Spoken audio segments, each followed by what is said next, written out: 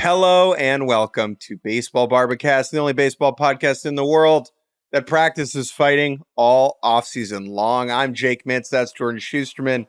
Let's square up. Let's do it. We're ready. We're ready to go at it. If Tommy Pham slides in hard into this podcast.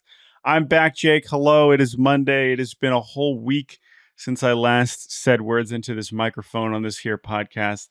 And a lot has happened. The Phillies and Yankees are still good. I know that.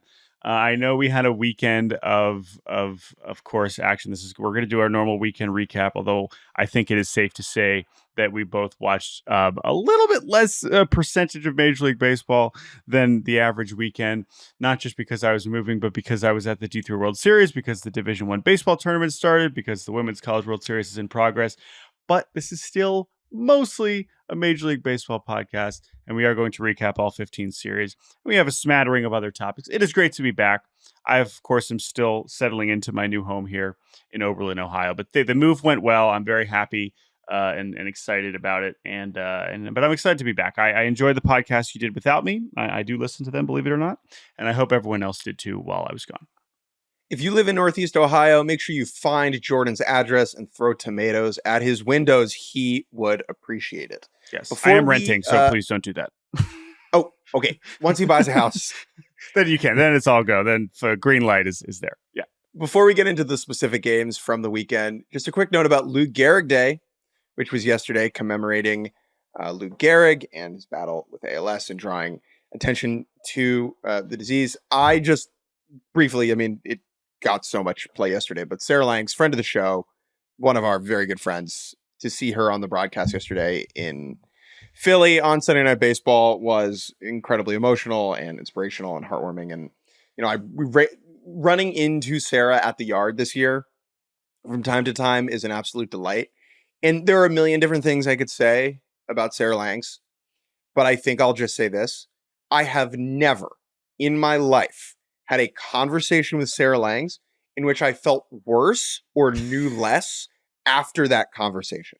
And I think that is the true beauty of that person. Yes. And you hear us kind of casually reference her all the time on here over the years on various iterations of the show where it's just like, let's get Lang's on the case there. And the fact that we can still kind of say that with a straight face recently, because she's still doing her job at a better level than most of us while she is battling this horrific disease. And it's obviously impacted her life in a very real way. But even in the months before she kind of revealed this diagnosis to the world and has, of course, gotten so much support and so much attention towards this cause, man, you would never know, and you would still never know. I still kind of have to remind myself what she's battling with when she's texting me the most obscure possible stuff. And it's unbelievable what she's kind of been to the baseball world. And as I've said many times, we've said here, right? We say friend of the show, we kind of throw that around and it is true. I mean, we don't say that lightly, but to call her a friend for someone who I admired for a long time before we got to know her, when she was working at MLB Network and she was working at MLB, and of course, is really, really special. So everything you hear about her is true and more. And we are obviously always thinking of Sarah and excited to see her get whatever attention that she gets. Absolutely. All right, let's begin. Let's run through it. Sweeps, we had 3, which is kind of the perfect number of sweeps to have in a weekend. Yep. I have to say. Yeah. Ideal. And we'll begin out in the Bay. Yankees, Giants, Aaron Judge playing at Oracle Park in San Francisco for the first time in his career, which is notable for 2 reasons. Reason number 1, Aaron Judge is from kind of the area. He's about closer 2 hours than a lot closer to there than every stadium, except for Oakland. Technically closer to the Coliseum where he grew up, kind of inland, closer to Stockton than the Bay. But he did grow up a San Francisco Giants fan. So that is reason number 1 why it's important. Reason number 2 is that in the offseason ahead of 2023, Aaron Judge and the San Francisco Giants almost got married, but instead, Mr. Judge returned to the Nueva York Yankees. Who could forget John Heyman's tweet, "Arson Judge to Giants. One of a kind, unforgettable, will live in our hearts and minds forever." There was a period of time that Giants fans thought Aaron Judge was on their team. Instead, he is not. He could have been bearded playing at Oracle. Instead, he is really clean shaven. Really hard to imagine. I can't even picture that. But yes, no, all of that prelude is appropriate. You know, I thought about putting out an extremely impossible to answer stupid Twitter poll, which was closer to actually happening: Aaron Judge Giant or Shohei Ohtani Blue Jay. Aaron Judge Giant, it feels like. Yeah, I think so. That's the thing. I've gone back and forth. You know, you could say both of them were always going to end up where they were going to end up. Of course, different reasons with Ohtani changing teams. But anyway, this isn't about Ohtani. The thing is, you know, Judge gives quotes, "Oh, I've dreamed about this for a long time." And all the Giants fans are like, "Oh, really? Well, you could have gotten it a lot sooner if you had just signed with us." And whatever. We don't need to relitigate the whole thing. But it was appropriate. Although I got to say, I didn't see, did he get booed? I mean, I assume he did because he's on the Yankees. So that's kind of how it works when you're on the Yankees. You get booed anyway. If you wear pinstripes, you get booed on the road. But although I will say quickly, outrageous amount of Yankees fans at this game. Like notable. I know wherever the Yankees play on the road, it's overwhelming. This was a lot. Well, this was heavy. They came in hot. I don't know what game you were watching. You know, the Giants haven't exactly been tearing it up. Although, hey, only a half game out of the wild card spot. Come on, Giants fans. What's the big deal? What's the problem? NL is a joke. Aaron Judge, in his arrival to the Bay, home run in his first game. Oh, just kidding. 2 home runs in his first game. And then in game number 2, a 460-foot first inning blast. 3 dongs across the 3 games for Mr. Judge. And the Yankees win all 3. They win game 3 on a outrageous comeback against Camilo Doval, where Juan Soto hits a go-ahead 2-run shot on a grooved heater down the pipe. Yankees are on fire. Great. To me, it was the juxtaposition of Aaron Judge being on the Yankees and the Giants, who, holy crap, could they use an Aaron Judge type, which I understand is a ridiculous sentence to say.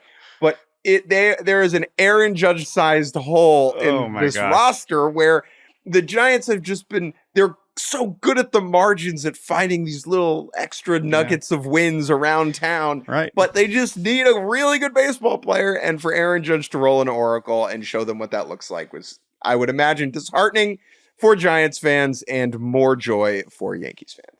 Especially in a year like this year, right, where there's such an opportunity to be in the second wild card spot, right? Like, you just add Aaron Judge to the Giants and they're right up there with the Padres. We mentioned Aaron Judge last week, how he'd kind of turned it around. He's been the best hitter in baseball now for the past month or so.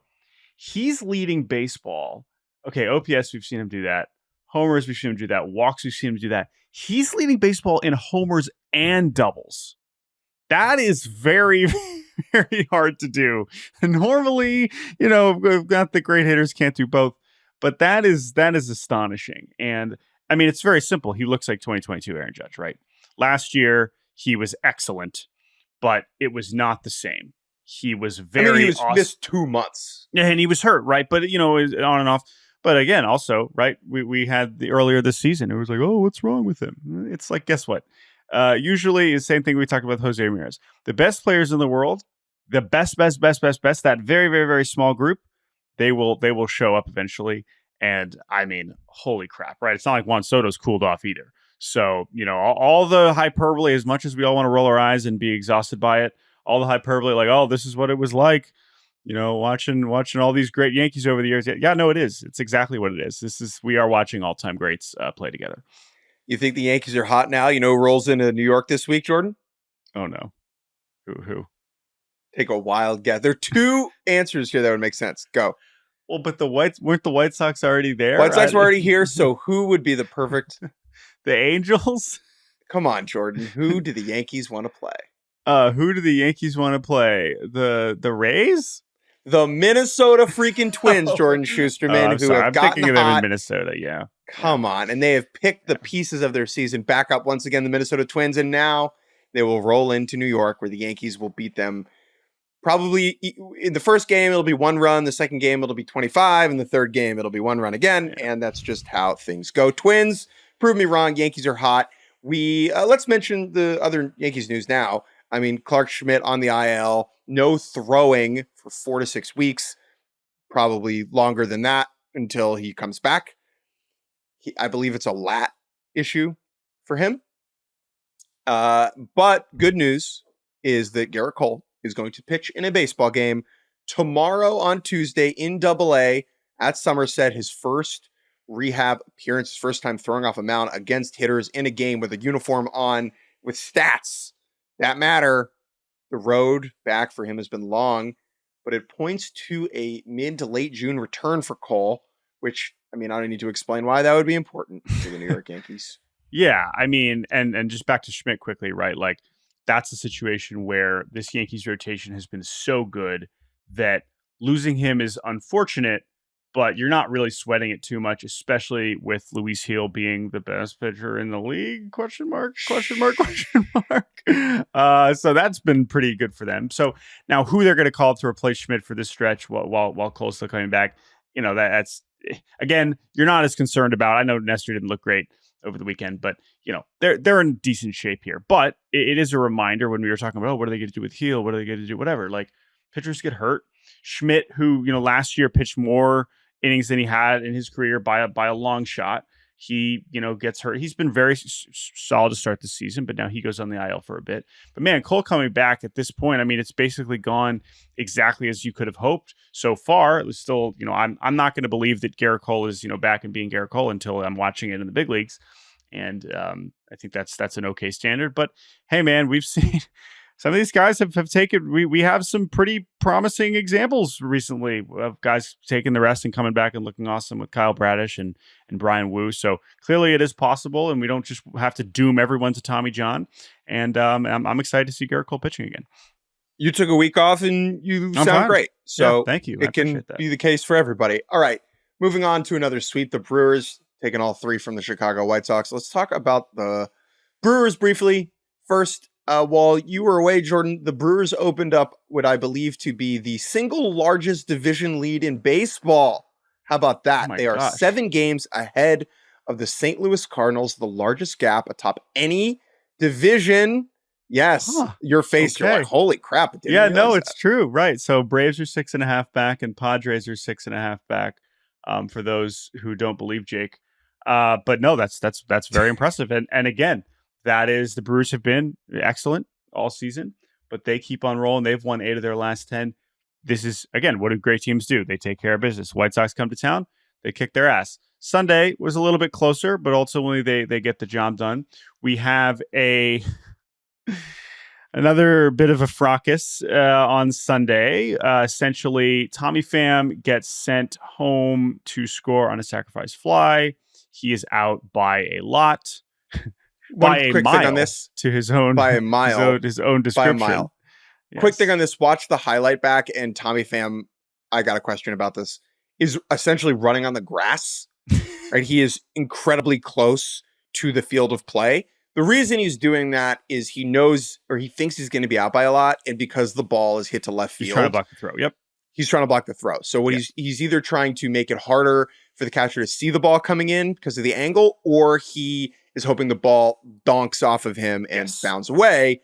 The likelihood of that gets higher the closer he is to the field side of the line. It is a very bizarre visual when you're sliding that far to the side. He's out at home. William Contreras, Brewers catcher, best catcher in baseball, is fired up. Pham turns around, thinks he's chirping at him. Pham yells back. There's a fake baseball fight. Bench is half clear. White Sox broadcaster John Schriffen gets freaking fired up, saying, "We don't take that. Blood thinks he's on the team." That was a classic moment. The best line. I'm sorry. The Schriffen line that I mean, I understand where this was coming from, but it was pretty hilarious. Where he says, "We're not going to take that. It doesn't matter how many L's we've got. We're not going to take that." And I'm like, oh no. Well, I think that you maybe surpassed the amount of L's where you are going to take that. I think. Because we are at L11 for the White Sox as they sink to, they have reclaimed their crown as the worst record in baseball by a lot. They are 15-45. That is a horrific record in Major League Baseball. Let's be clear here. They are on pace. We'll get back to Tommy Pham in a second. They are on pace for the worst record in the expansion era. That's since 1961. The 1962 Mets, I believe, have the lowest win total in the expansion era with 40 wins. They went 40 and however many losses that is, 122, right? The White Sox are at 15 wins, which works out to like 40 and a half, 40 wins over a 160 game season. Dude, minus 138 run differential. The next worst is the Rockies at minus 79. Marlins minus 82. They're atrocious. Anyway, so Tommy Pham gets upset. And Tommy Pham, who remember when Tommy Pham first signed, and then they won like a handful of games in his first few, and it was like, oh, here we go, Tommy Pham effect. Listen, there's only so much Tommy Pham can do. He says after the game, this is actually, I think the interesting part about this was not the quote that everyone posted, but I'll read the Tommy Pham quote. It was a shallow fly ball to left field. You would expect the left fielder to throw the base runner out in that play. The third base coach sends you, you've got to go. Pause. This is Tommy Pham just being like, why is he sending me? This is a joke. Bingo. which again, so that's the first point that he's making, which again, I think speaks more to the larger situation here. Anyway, then he continues. I'm nailed out at home by a mile. I'm going to the dugout. I hear the tough guy, Contreras, with all the hoorah shit. I never start anything, but I'll be prepared to finish it. There's a reason why I do all kinds of fighting in the off season, because I'm prepared to F somebody up. So take it as what it is. Okay, so couple things. When he says the hoorah, when they asked Contreras after the game, I think Contreras was just amped up. I don't think he was necessarily. You get an out there was of a little home, clip of him. Up. There was a clip of him like waving the glove at Tommy Pham, but come on, it's fine. Right. Tommy Pham, let's just be clear though. This is true. Tommy Pham is about it. He's definitely prepared. We know that. Yeah. This is not. He is a man who has walked the walk that backs up this talk. To that point, can I just say this? Okay, so he says this, and then everyone's like, "Print the T-shirts." Oh, blah blah blah. This is, by the way, exhausting. Right now, it's just everything has to be a T-shirt. Guess what? You wouldn't wear that T-shirt because you're not Tommy Pham. You person sitting on Twitter, you're not. It's not. Tommy Pham can say this because that's Tommy Pham, right? Correct. This is a Tommy Pham exclusive situation. This is part of why players, I mean, like from our perspective and from a fan's perspective, Tommy Pham and his unwavering intensity is silly at times because the monotony of baseball and the length of the season is a bizarre combination with him. If he was playing, soccer in the Premier League where he was playing once a week and he was this amped up, it would make a lot more sense. Or if he was in the NFL playing 17 games, it would make, it would feel more appropriate for the flow of the season. In baseball, it comes across at times as bizarre. However, I absolutely love it. And it is a reason why teammates respect the heck out of this guy. People really enjoy playing with him because he brings a different type of energy that has very often helped ball clubs establish a culture, right? Or amplify a culture or, supplement a culture. And this happened last year in Arizona. He is a great player to have in October. Someone will trade for him. He will help that team. I am pro Tommy Pham. And when we say he does fighting in the offseason, I'm curious as to what he means. I imagine it's like Rumble or kickboxing. Yeah, I don't think he's just going out. Right. This is not hopefully, street fighting, but who knows? Anything is possible. With Don't Tommy talk Pham. about it. Don't talk about Tommy Pham's Fight Club. That's true. I wouldn't dare. Well, he appears to be talking about it. He did talk about it. If this is some version of Fight Club, Tommy Pham does not care to be keeping it any level of secret. Anyway, look, dude, we had Madison Bumgarner doing, hog tying, lasso. Oh yeah. Stuff in the offseason secretly. Yeah. If Tommy Pham was doing bare knuckle boxing, in December, I'd be like, yeah, he'll let you know.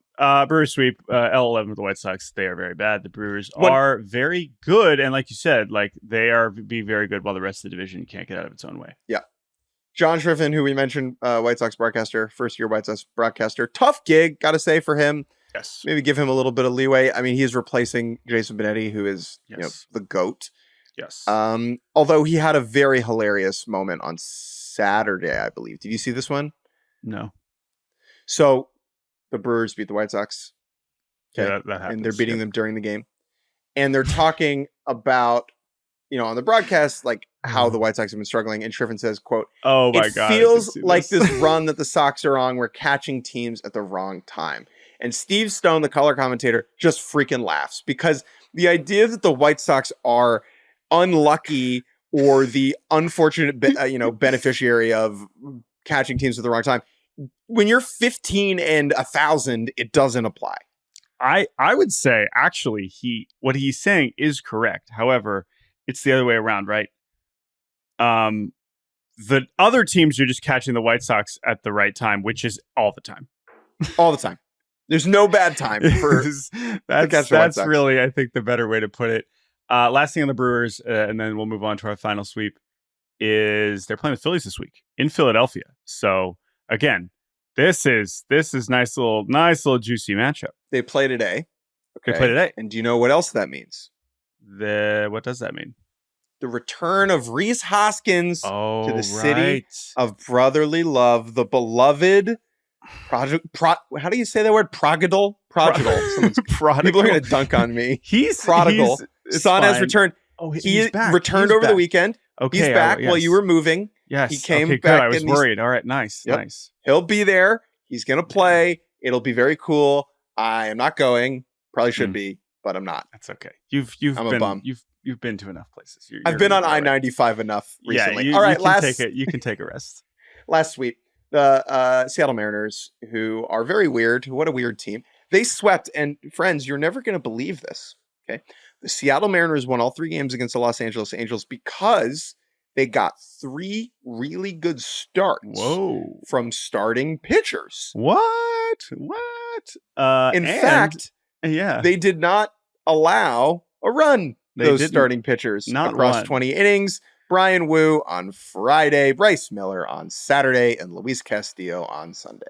Yeah, this is the whole thing, right? This is what it helps, when you're facing a not so good team, but this is what the Mariners have that a lot of teams don't, and this is why they are going to remain relevant until the end of the season, no matter how low their batting average is. And to that point, they fired one of their hitting coaches, who they just hired a few months ago. They relieved Brant Brown of his duties, a.k.a. relieved him of having to watch the Mariners hit 200 anymore. Now, how much Brant Brown had to do with that is anybody's guess, but it does seem that he did not exactly take in the room in the way that they had hoped. And so they move on. It was already kind of a co-hitting coach situation. Jarrett DeHart, who's been there for a while and is very well liked, he remains in place, and they'll bring in some other guys there. But actually, who's another Joseph. guy? Tommy Joseph is a part of that coaching staff, which is very interesting. But yeah, it is obviously strange to see a team in first place fire anybody. But I guess, hey, listen. Astros fired their GM after winning the World Series, so that opened the door for any kinds of possibilities here. And listen, the Mariners hitting has not been good. I think we always question how much does the hitting and pitching coach have to do with that. But I think this is a situation where it just wasn't working out. They wanted to mix it up. Of course, they go and score a bunch of runs this weekend. That has more to do with the Angels, I'm sure. But I think they looked at the talent they have on offense and said, this should be better than it is. And this is a way we can at least address some level of urgency, right? That is something that I think to some degree the fans mildly appreciate. Not that you want to see people fired, but again, it doesn't really matter because the way the Mariners are going to get anywhere is by preventing the other team from scoring. And they continue to do that at a very, very high level. 2 thoughts on this. One, relieving offensive coordinator Brant Brown of his duties is a beautiful paella of modern baseball jargon. It is. Right? The idea that a baseball team has an offensive coordinator is funny in and of itself. That's the first point. The second thing is, if you are a first-year coach and you get canned 2 months into the season of your first year, you were not doing something right, or your message was not taking. Because in this sport, because it's so many games, teams will usually allow time for your message to win people over. So this is a recognition that whatever Brant Brown's shtick was or is, whether it is good or bad, the Mariners front office did not think it was going to eventually work. Yep. And that is why this is a unique situation. It's not that to me, it's more than a good team relieved a hitting coach of his duties, of his poopies. It's that they did it to a first-year guy 2 months into a season. Yeah, well, first-year guy. I mean, he'd been the interesting. Dodgers hitting coach. He'd been like, it's No, not but like a this is some first-year guy rookie. with that team. Exactly, right. Because normally, oftentimes with hitting and pitching coaches, it's like, oh, it's getting stale. You know, he's been here for too long and past the expiration date. And I think that's a great point that you just made. That it's like the fact that it clearly, probably from pretty early, was like, oh, this is maybe not going in the right direction. That tells me that there are people in that room who it was just like, nope, this is not going to get better. Exactly. The only Angels thing, they optioned Reed Detmers. The second time he's been optioned since throwing a no-hitter. Tough. I'm not going to pile on the Angels. They're just not very good. The only other Mariners thing I just want to mention is they're home. I know it's like, oh, of course they're going to, better at home, and the pitching, it's a pitcher's park. This year it's pretty extreme. Like even the pitchers in particular are almost unbeatable at home and have scuffled at times on the road. Castillo has some pretty extreme splits. But yeah, now they're now 21-11 at home, one of the best home records in baseball, 13-16 on the road. So obviously, again, the offense is going to have to pick it up to some degree, and that's going to have to happen in whatever venue it is. But yeah, that's definitely something to monitor. They're 4 games up on Texas, which is certainly impressive. They I guess they go 6-1 on the homestand. They don't ultimately mop the Astros, but they do sweep the Angels. And now they go to Oakland. So not that Oakland is as much of a pushover as I think. I think Oakland's better than the Angels at this point, to be honest, but it is still an opportunity for the Mariners to continue to kind of gain ground there. Reed Detmers, first-round pick, has shown flashes, was spectacular in April this season. Yeah. If I was another team, thought it was happening. Yeah. I would trade for him so quickly. He is such a perfect buy low dude because it's clear to me. I know Barry Enright, who's the new pitching coach there, has a very good reputation. It's clear to me that the talent is there with Reed Detmers, but I think he's receiving some muddled messages maybe about approach, about pitch mix, about mentality. He is a good pitcher who needs consistency, and I think would thrive in a winning environment. I agree. It's interesting because Tyler Anderson has really turned it around. He's been like very, very good for them this year in his second year in Anaheim, but Detmers has obviously gone backwards in the last month, and that is super disappointing. All right, let's hit turbo mode before we take a break. 2 splits, Mets and Diamondbacks. The Mets win the first 2 games of this series against Arizona after the team meeting, and everything looks fine and dandy. Can the Metsies turn the season around? The answer is a definitive probably not. They lose on Saturday. Pete Alonso got dunked on for some. Do you see his comments? I did not. I didn't see anything. He said something along the lines of it was good. The Mets had a late rally to cut the lead down in the 9th. Oh, like he said it was good to get the. Well, no, he said it was good to get the closer in the game. Oh, yeah. Okay. Which was just made funnier because on Sunday, Paul Sewald came into the game and shut the Mets down in the 9th inning. So they got him in there twice. On Sunday, the Mets blow a 1-run lead in the 9th inning, and they lose. Yeah, and they're like, look. By the way, JD, I didn't realize how good JD's been. I know he's striking out a lot, but like he's basically been exactly what you could have hoped. Pete's been good. Lindor has been heating up. They have had, occasionally solid starting pitching. And yeah, I mean, I know Diaz is hurt now, and he certainly was struggling before that. But the Reed Garrett regression has been pretty painful to watch. I know Diekman had been good before Sunday. Ottavino is going through it right now. And they are. This is not a team built to win a lot of games in a row. It's really not. And that's a fact. I mean, I believe that the Mets' biggest crime is that they're not interesting more than that they're not good, because I didn't think they'd be very good, but they're just not. Here's an example. I go to Citi Fields a good amount, and I'm in no way am I ever this year excited to watch the New York Mets, right? Yeah. They have good players. That's the thing. It's like they have some talented players, and it's just not quite there. As for Arizona, they are also kind of stuck in the mud. I think we're still hopeful that they could get back into the mix because the NL wild card is especially the third and second one is so bad that like they're definitely not out of it. But man, have they been underwhelming? Continue to be underwhelming. Like Corbin Carroll still is struggling, and their offense is really, really going through it right now. I really believed the first game of the series on Thursday, where Zach Gallen left with an injury after just 6 pitches. Yep. Okay. And then the Diamondbacks bullpenned their way through the rest of the game. I was like, this is the Diamondbacks baseball I know. They are playing a very close game against the Mets, using their bullpen, pinch hitters, pinch runners, doing the little things, right? That's Diamondbacks baseball, the snakes alive that went all the way to the World Series last year. Just hodgepodging through it. Fortunately, the Mets came back late and won that game. But I think that experience reminded these Diamondbacks, right? What are we? What's our identity? You know, we need to band together with. It's the same guys. Help. Everyone is there except for Jock. But another new face. Jock's been great. Listen, I guess he's been better because he's been pitching than Snell, but Jordan Montgomery got blasted over the weekend, 8 runs. His ERA is over 5. I know he's at least been giving them length, which is of course good. But it turns out maybe you do need spring training.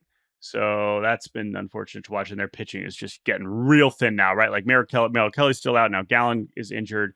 Fott is doing his best, but I am worried about the D-backs on the mound. But if they can heat up offensively at some point, then maybe they can stay in it. And congratulations to Eugenio Suarez, who has cut his K rate from 30.8% to 28.3%. All right.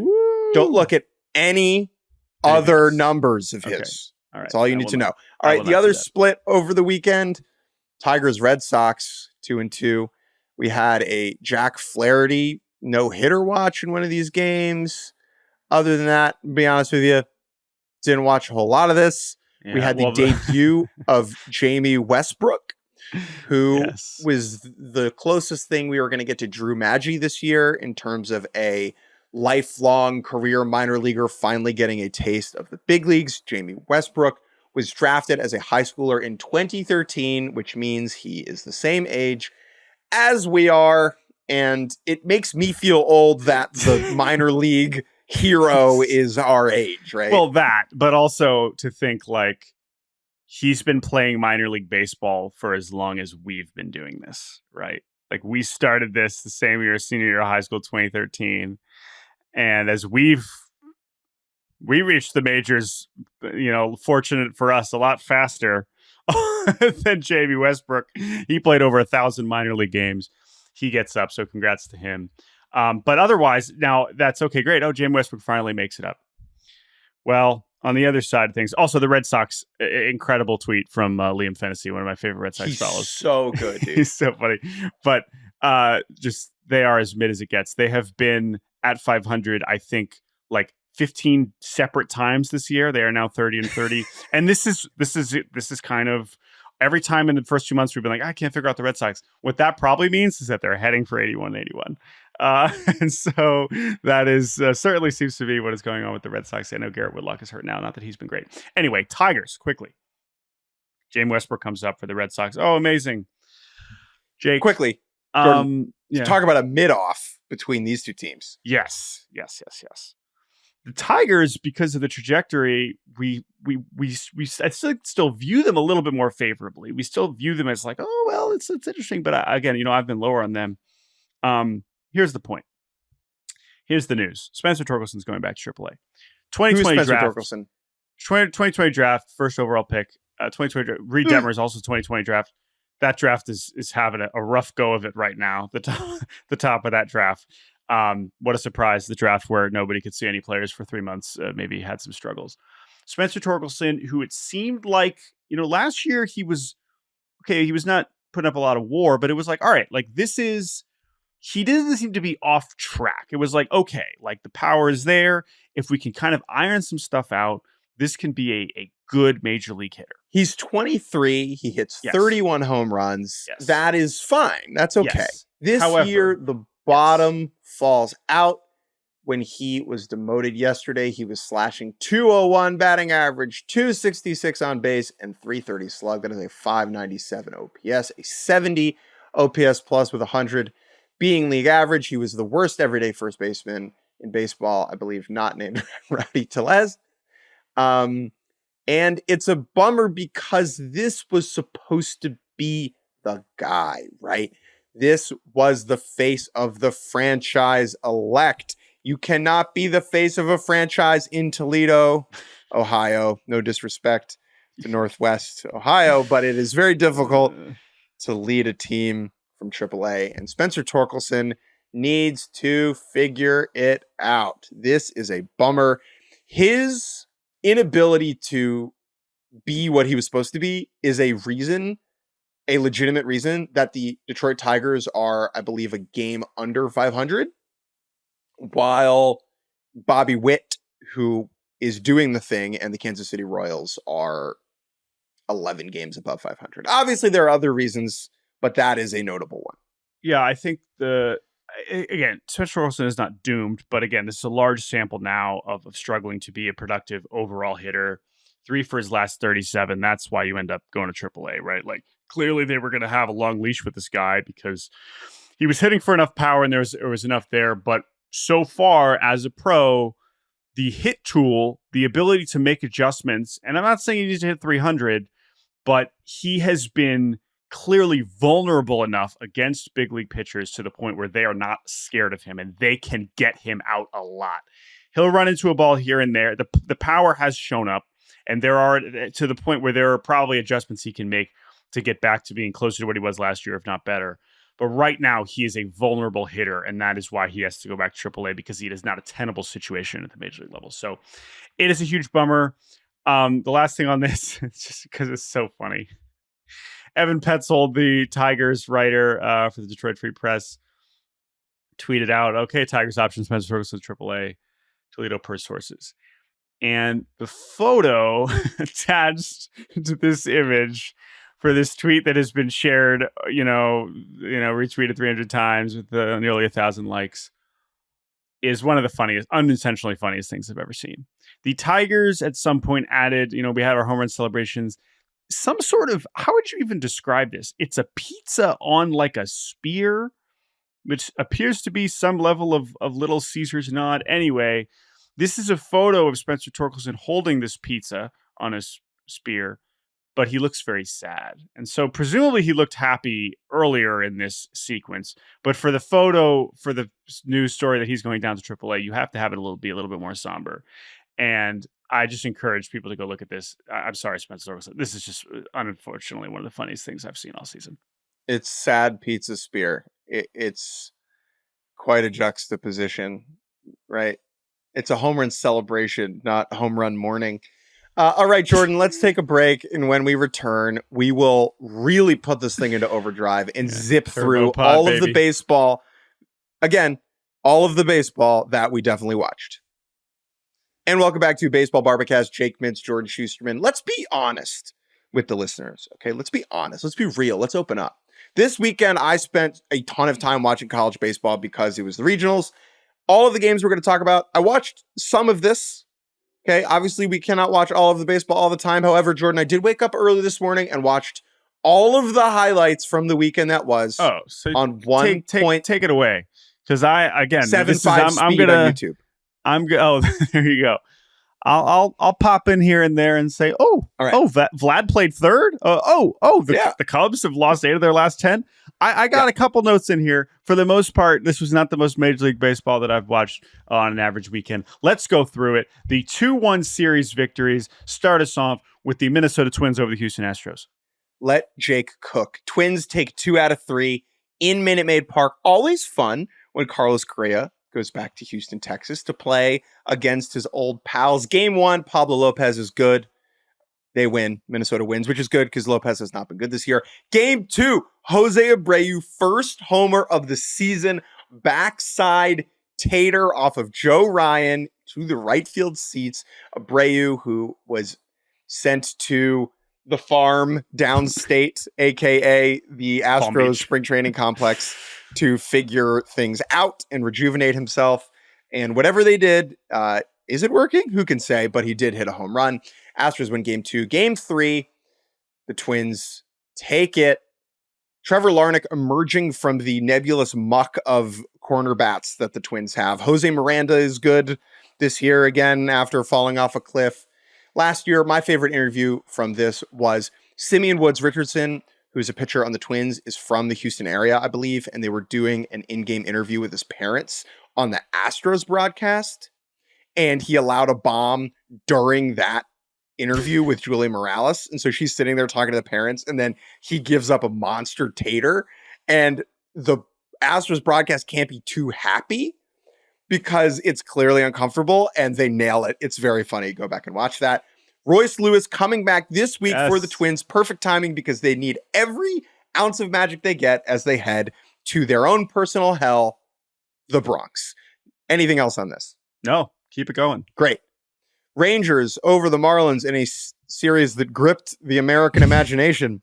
Game 1 was a showdown of Marlins pitchers gone by.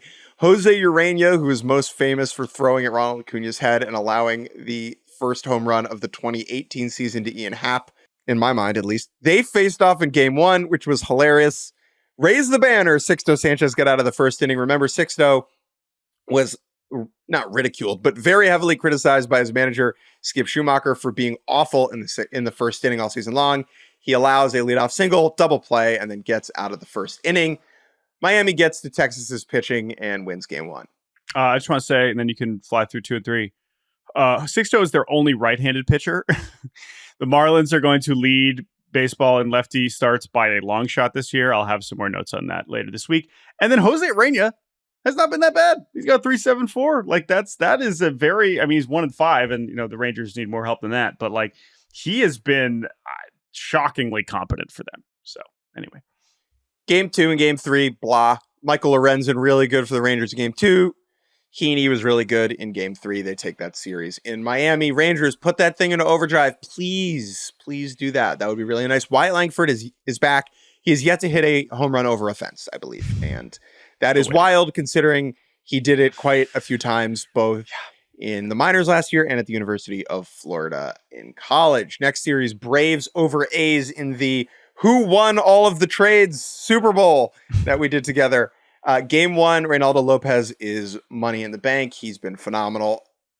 He should and will be an all-star. Speaking of all-stars, Chris Sale in Game 2, pulverized, destroyed. Destroyed by the Oakland A's. They send him to the showers early. I believe he allowed 8 earned runs. The Braves come back because the A's stink. The A's manager, Mark Kotsay, gets ejected, and then the A's come back. Miguel Andujar, big game in Game 2. Game 3, Charlie Morton's really good, and the Braves win on a Sean Murphy, dinky dunker to win the series. Anything on that? Who won all those Braves and A's trades? Apparently the Brewers did. Let's move on to Cleveland and Washington. I was actually at this game on Saturday, or at least the first couple innings, before I went to go watch D3 baseball, because of course I did. Yeah, I mean, Guardians keep on rolling. Can't quite get the sweep done.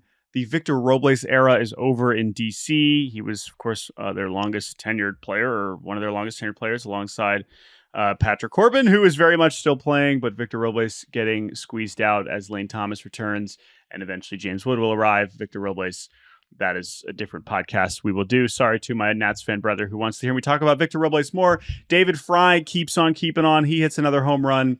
And the Guardians are very weird, but they are very good, and they maintain a decent lead. I guess they are now 4 games up over Kansas City. Blue Jays Pirates. The Blue Jays debuting their City Connect uniforms, which they have dubbed Night Mode. And what better way to debut Night Mode than to play a 14-inning game on Friday night? The Jays and Pirates go deep into the evening with the Blue Jays scoring 2 runs in the bottom of the 14th inning. 14th inning with a Davis Schneider two-run blast. Yeah, his first opposite field home run of his career, I believe. He's now batting leadoff. And yeah, they win the series. Bo is still really going through it. Vlad played third base on Sunday for some reason. Rowdy Tellez looked better for the Pirates being back in Toronto. I guess that was nice for him. But yeah, I mean, this was again, it's nice to get a series win, but still not looking easy for Toronto whatsoever. they have a massive, massive opportunity coming up this week. Now, again, whether that's an opportunity or a being mopped opportunity, the Baltimore Orioles are coming to town to face the Toronto Blue Jays for 4. And let's use that as a transition to their series over the weekend, which they took 2 of 3 over Tampa Bay. Yeah, but that's not the news because Mike Elias hit everybody with an all-time Friday news dump. He said, hey, I got to do a little press conference, the GM of the O's. Hey, come here. I got good news and bad news. And everyone was like, really? And he was like, no, it's just bad news. There's no good news. The good news is we're good. The good news is the Orioles are good. Like, Gunnar Henderson's on our team and like we're still really good. Yeah. The Orioles themselves are the good news. The bad news is that 2 of the Orioles pitchers, John Means and Tyler Wells, need Thomas Johnson surgery or some sort of related equivalent to reconstruction or repair. They are going to have a scalpel in their elbow or on their elbow and have surgery and will not throw another pitch for the rest of the season. This is particularly a bummer for Means, who had Tommy John surgery in May of 2022, worked all the way back, pitched a little bit at the end of last year, struggled with his recovery, looked pretty good in his first couple starts this season, and his velo is down in his last start. He's going to need to have another procedure. Tyler Wells was good in the rotation to start the season. The expectation is he was eventually going to go into the bullpen. He's super tall. They were going to use him as like a, Felix Bautista fake Costco replacement. He is going to need TJ. That's a bummer. Besides the point, 2 awesome guys, like 2 great dudes, and it's a bummer that they need to go through surgery. Orioles are a machine, though, and they win on Friday and Saturday behind Albert Suarez on Friday, who is a miraculous story. 36 years old, played in like every foreign league. Orioles picked him up in spring, and he throws 5 innings, 1 run on Friday in a spot start. He'll be in the rotation for the foreseeable future until Dean Kremer gets back. Cole Irvin also moved back into the rotation when Kremer got hurt. He was pretty solid on Sunday for the Orioles, even though they lost that game. O's also win game 2, 4 homers in that one. Kyle Bradish was not good, but the bullpen picked him up Mountcastle with a pair of blasts. Orioles are fine. The one news nugget that I should tell you, because you weren't watching ball, Craig Kimbrell, totally fine. He has had 8 consecutive scoreless outings, I believe, since he was horrible. Yeah, that's relievers, and he's capable of doing that. It's going to be interesting how their rotation shakes out. Irvin, I know he doesn't strike anybody out, but him being competent has just been massive for them this year. And hey, Corbin Burns is hanging out at the top of this rotation. I can't believe we've just accepted that as a very normal reality, but it is, again, credit to Mike Elias for making that happen. All right, we got 4 left. Let's go to the Cubs. Yikes, Jake. Big freaking yuck. Let's talk about this more on Wednesday because it needs more of a deep dive. That just what has happened to the Cubs and how they've gone from in the mix to not as much. They're in the mix, but that's not because they're doing anything right. But they're in the wrong mix. They were in the division mix, and now they're in the wild card mix. Great point. What happened to them over the weekend? They hosted the Reds in game 1. Javier Assad, the greatest pitcher on planet Earth, was pretty good, but a late Santiago Espinal ding-dong wins it for the Reds. Dramatic moment in this one was a relay from the left field corner to nab Nick Madrigal at home in the 9th inning for the tying run. The Reds, how do I say this guy's name? Jacob Hurtubise? Yeah, Hurtubise. Yes. Very fun. He's the first big leaguer to attend West Point, Army. Undrafted. School. Undrafted, kind of a crazy story for him. So the Reds win that one. Their first 1-run win in their last 10 1-run games. Oh wow, right. Insane. They were 1-11. So yeah, about time the Reds can squeak out a couple close ones. Yeah. Big series win for them. I mean, they're still in last place and very far behind, but they needed this. Game 2 in this series felt like a big turning point for the Cubs. It was very dramatic. It's pouring in Wrigley, like very wet, very moist on the north side. Seiya Suzuki, bases loaded, 2 outs early on in the game, drops just a routine fly ball, all 3 runs score. And it's like, oh my God, the Cubs. Then Seiya hits a grand slam to take the lead. Reds tied up. Dansby Swanson, 2-run bomb in the 8th, breaks the tie, Cubs win. And it's like, that's the moment. That's the turning point. Except it's not, because the Reds win the game on Sunday early bomb from TJ Friedel. Nick Lodolo's good, and the Cubs have lost 8 of 10 and have fallen behind the St. Louis Cardinals. Let's talk more about the NL Central, I think, on Wednesday. Yeah, Next series, Padres over the Royals. Game 1. KC has a late lead, and their bullpen just can't handle it. We talked to Jake Eisenberg about this. They need another reliever or two. No, they do. Awesome play in this one. I think they'll go get it. But yeah. Awesome play in this one. I highly recommend going to watch. Tatis on third, less than 2 outs. Pop fly in short left field. Witt backtracks towards the ball like he's running towards the outfield. His momentum's going away. And Tatis is Tatis, so he goes home. He tries to go home. It's a play at the plate.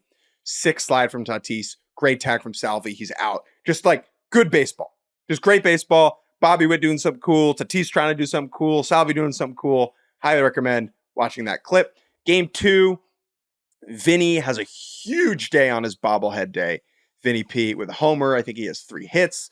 Bases loaded double from Ha-Seong Kim is enough for the Padres. And then, San Diego would have swept, but Matsui with a disaster out of the pen for them as the Royals score 3 runs in the bottom of the 9th to win by 1. Yeah, Suarez, who has been arguably one of the best closers in the league this year, he pitched on Friday and Saturday, so he was unavailable on Sunday, and Matsui just kind of can't get the job done.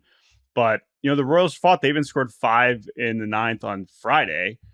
So they were clearly up for it. But this is a really big series win for San Diego. I think that seeing them kind of start to get some quality victories is very impressive. And they currently sit, they're only 32-30, but they are in that NL wildcard 2 spot with that record because of how blah everybody else has been. Let's do this and ready. This could be 10 seconds. The Dodgers take 2 of 3 over the Colorado Rockies. The Dodgers offense looks like crap on Friday, and everyone's like, oh, God, their offense isn't fixed. And then they win the series because it's the Dodgers against the Rockies. That was the first series they played all year. Dodgers fans, fear not. You get to play the Rockies 10 more times this year. Woo! One more, Jake. Sunday night baseball. Quickly, oh, yeah. Outrageous travel thing. So the Dodgers were here in New York to play the Mets. They flew home to play 3 against the Rockies. Now they're flying back to the East Coast to play Pittsburgh and the Yankees. I will be there for Dodgers Pirates this week. Very excited about that. When the Dodgers were in Cincinnati, there was a lot of chatter amongst the Dodgers media beat about how absurd the travel is, which normally it's like you roll your eyes and then you look at the schedule and you're like, wait a minute, that's absurd. That's wild. Yeah, like that is ridiculous. Last series, the Phillies take 2 of 3 over the Cardinals. Cardinals squeaking one out on Sunday Night Baseball, but the Phillies still the best record in the National League. And the Cardinals, who are now 28-29, and if the season ended today, they would be in the postseason. And I guess heading to Milwaukee to play the Brewers. That would be interesting. Anyway, anything from this series for the Phillies of Philadelphia? I was there on Friday to see the Phillies, and I saw those uniforms in person, the City Connects. Every single piece of swag related to those City Connect uniforms is awesome. Like the t-shirts, the hats, the hoodies, all that stuff's great. But the uniforms are just pure, unadulterated butt. All the ancillary stuff is good. Got it. Is good. Friend of the show, WashU grad Ryan Ludis makes his MLB debut on Saturday, pitching against the Phillies scoreless frame. We did it, Joe. No strikeouts yet. We're still waiting on that first K, but he got 3 outs, which is pretty sweet. Got to pitch to contact, baby. The funniest moment of the series was on Sunday with Taijuan Walker, who has been the Phillies' worst pitcher this season. Feels like he's pitched on Sunday Night Baseball 12 times this year somehow. He allows 2 early 2-run homers, and Phillies fans start chanting, "We want Turnbull," in reference to Spencer Turnbull, who is a late offseason 1-year $2 million ad who was in the rotation because Walker got hurt in camp. Turnbull was incredible to start the season, then moved to the pen when Walker got back.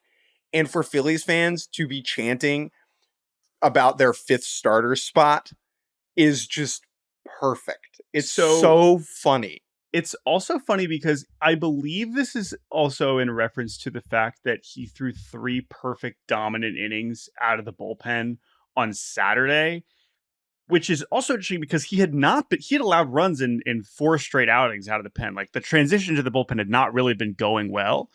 And then, you stretch him out a bit and he's nails in those middle innings on Saturday. So yeah, it is a very strange situation. Of course, Tyler Walker's making 10 times as much money. And so that's going to keep him in the rotation for at least a while. But, I don't know. I don't know how important this is really, but it's kind of a strange dynamic. You want to know something? Neither of these gentlemen will be starting a postseason game for the Philadelphia Phillies. And it's definitely not the plan for them to be doing that. The biggest deal in the world. They did dodge a bullet on Saturday. Ranger Suarez took a ball off of his pitching hand on a comebacker. All the tests on that were positive and that they were negative. And so he presumably will have a little bit of rest. The Phillies and the Mets head to London this weekend. So their schedule is pretty loosey-goosey. Yeah. So he's presumably going to be fine. That is all of the baseball. We did it. We told you everything you needed to know. Yes. Now, while we did just talk about Major League Baseball for almost an hour, a few minutes on the other baseball and softball we watched over the weekend, Jake. Let's just quickly begin with Birmingham Southern, the story that has taken the nation by storm, the Division III school that closed officially on Friday, and I watched them hit a walk-off home run with my 2 eyes in person on Saturday. The Birmingham Southern Panthers, their season unfortunately ended on Sunday when they surrendered a walk-off home run to the ultimate Division III villains, the Wisconsin Whitewater Warhawks, who just, again, like for narrative's sake, like it honestly was perfect for them to lose to them. It sucks because nobody likes Whitewater that's not associated with Whitewater. They are a D3 powerhouse that has won everything there is to win. They are ridiculously talented. They are very good. They have a good chance to win this year. We'll see. Hopefully the Salve Seahawks take them down today. But for Whitewater to be the team to eliminate them was both very hard to watch and very fitting. But the Birmingham Southern story was amazing. Talking to their players, talking to their coaches, being around them a little bit, because I got to go there for a couple of days this weekend, was so cool. And it lived up to it, right? And the fact that they even got there at all was amazing, and they got all this attention as they deserved. And we're wishing the best for everybody involved in that program, for all those students who are going to look for another school to go to, let alone for another team to play for.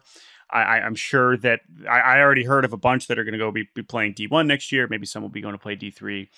But it was a pretty amazing story. And to their head coach, Jan Weisberg, and all those players there, Josh Learson, Hanson McCown, who I spent a lot of time talking to over the weekend, really good guys, and just rooting for that whole program and rooting for those kids and those coaches and everything moving forward. I know this is so niche, but I really want to explain to people who don't follow Division III sports, so all of you, that Wisconsin Whitewater was the team that knocked off Birmingham Southern on a walk-off home run, that the Warhawks that put an end to this story, that they came back to win this game, is so fitting. Whitewater, when I was a freshman, they won football, basketball, and baseball in the same year. Yep. They have a abnormally large student body for a D3 school. Division III school. It's over 10,000 kids, which is most of every other school competing in the World Series this week is 2,000 kids. And that doesn't take away anything from the kids on Whitewater who are just out there trying to win, but just from a narrative perspective, to let everyone know, Whitewater, they are the Yankees. They are the evil villains of all Division III sports, and it is both tragic that they did it and perfect that it was them.